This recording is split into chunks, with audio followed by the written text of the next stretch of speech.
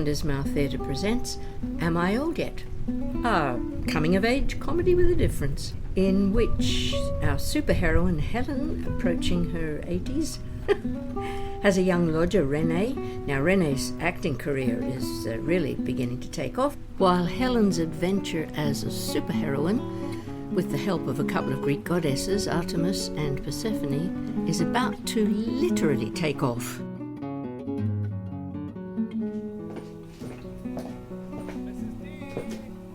Mrs. D, are you listening to the radio? Sorry, René, what was that? It's on the radio, Mrs. D. That programme that I was interviewed on, it's just about to start. Oh, right, I'll turn it on.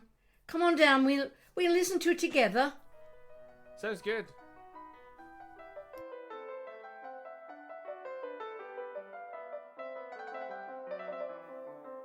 Hello, I'm Tom Maximan, and this is your Starter for 10, our brand new arts and culture programme, in which we look at young people at the beginning of their careers in the creative arts industry. 10 questions and hopefully 10 answers. Now, today, my guest is René Fraser, a young Scotsman who at the age of 17 has found himself cast as the lead in a brand new television series. Now, René, welcome to your Starter for 10. Yeah, thank you very much. And here's your first question. Have you read Kidnapped? Oh, yes. No, I read it from the school library when I was about 10. And then my Uncle Gary, he gave me this copy. So I've still got it. So, my second question is probably a bit redundant. I assume you must have enjoyed it? Aye, I did. I thought it was fun and exciting. It was like a real adventure. And I remember when I was playing at being Chacobites with my mates after school. It was great fun. So, you identified with the rebels? Oh, yeah. I wanted to be Alan Breck Stewart when I grew up. Really? Yeah, absolutely. It wasn't really until I read it again when I was asked to audition for the programme that I realised, how complex this guy actually is. So, did that make you change your mind, or did you still want to be him? Well, not actually be him. I mean, I may be a bit young to play him yet, but I'd love to play him, when I'm older, like. Now, I understand your co-star, who is playing Alan Breck Stewart in this television series, is Sufjan McInerney, the Scottish Syrian actor who's been making such a big name for himself in his recent performance, Iago, at the Dundee Rep Theatre, for example. He's been quite a revelation, would you say? Absolutely. He is just phenomenal. I mean, he's done Oh, so well. I'm sorry, René. So young, I'll take it upstairs. Don't worry. I'll listen to it on sounds after. Hello, Artemis? Yes, it's me, Helen. So sorry to interrupt you, but we have something urgent, and it just couldn't wait. Oh, no, Artemis. No more superpower stuff, please. No. I can't say just now. We need to meet. Please, Helen, please meet with us, and we will explain. And then you can decide, please. Oh, all right. Where? This afternoon, around 3. Would that be all right? Yeah, I guess so. Where? In the park. We'll see you there. Thank you. Thank you so much. And please, bring René with you, if he's free. Sure, no worries. Later. What are your plans for the future? What roles would you really like to play? I have some dream roles that I'd love to play. The first one, my dad and then my Uncle Gary got me into Taggart. So, if they ever did a reboot or a remake of Taggart, then I'd love to be involved in that. Doctor Who, pretty big at the minute. We've had a few Scottish doctors, Sylvester McCoy, Peter Capaldi, David Tennant, now Ncuti Gatwa. So maybe I can be another Scottish doctor or something like that down the line.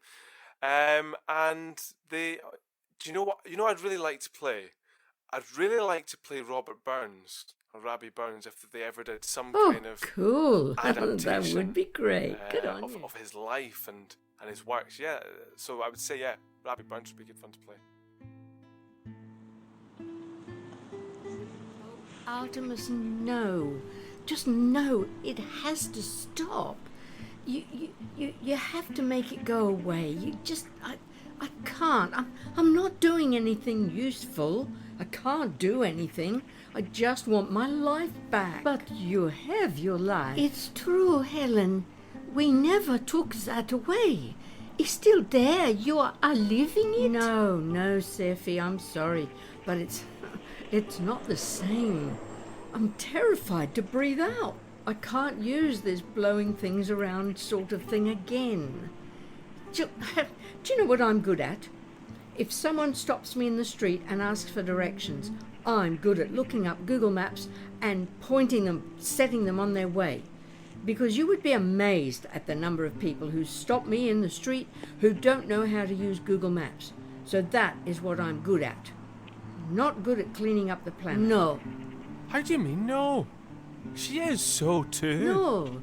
There is no way you can clean up the planet and reverse climate change by blowing litter up into the sky. That was Hermes' idea. Hermes? Yes, Hermes. Hermes thought it was a good idea. Wait.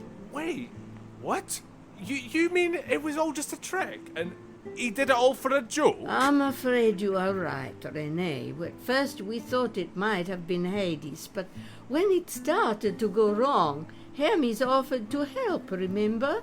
He organized the dogs to collect the litter safely. But I was suspicious, and then eventually he admitted it had been his idea. So I never was the chosen one. All of that was just a piece of nonsense. No, Helen.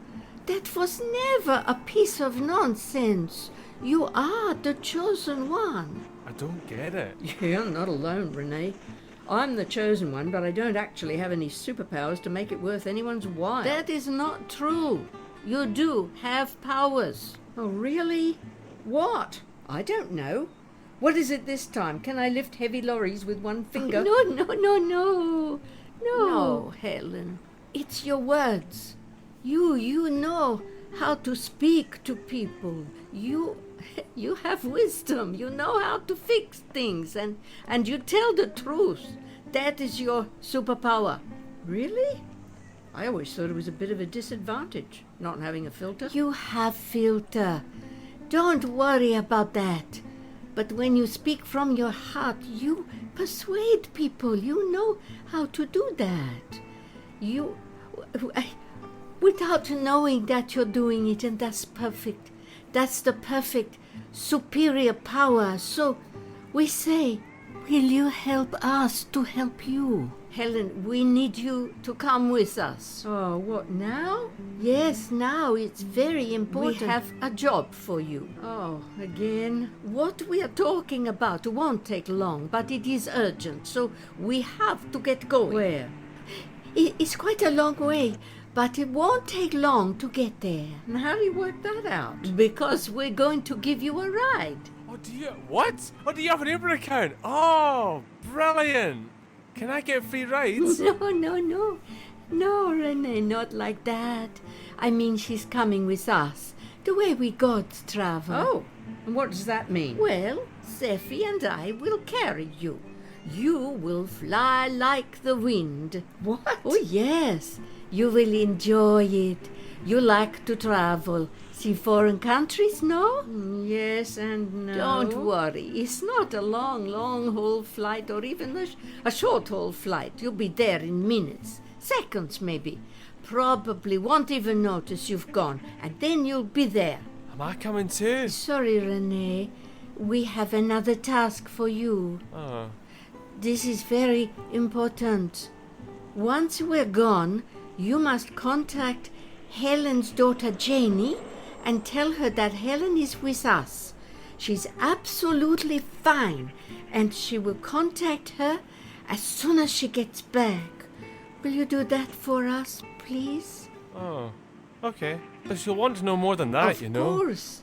Tell her mother is going to attend a very important meeting with regard to the Climate Change Working Party, and we will be her bodyguards all the way. Oh, okay. That's great. Sure, I'll call her. Well, that's all very well, but what do I do when I get there? You have to speak to some people. Well, I say people, I mean beings. Oh, you mean more ancient deities? Oh, yes. You'll see when you get there. Come on, Sephi. There we go. We make a basket for you in our arms. Just put your arms around our shoulders and hold on. Here we go.